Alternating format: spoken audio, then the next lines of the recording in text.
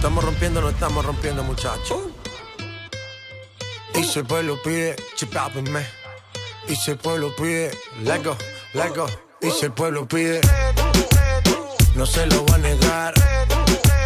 Si la mujer pide, pues yo le voy a dar. Cocote, cadê meu nota saindo? Tá bom, Matiana? Bom sezi. Mas você tá reservando, velho. Ah. Yo le voy a dar. Dios, suénalo. Guys, I don't think I'm feeling man. Shit, man. Vamos descer. I'm mad at you for this shit. Yo, sexy. Cadê Cocote? Sexy.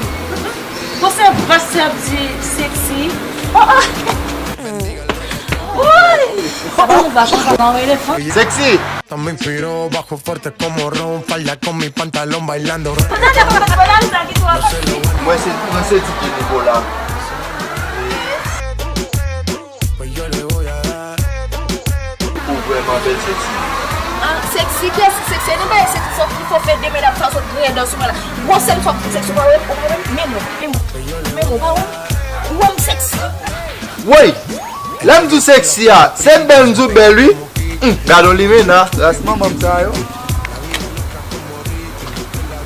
Yo tá tão bem, mesmo. Ah. Maintenant on va raconter ça avec sexy non mais. Yeah.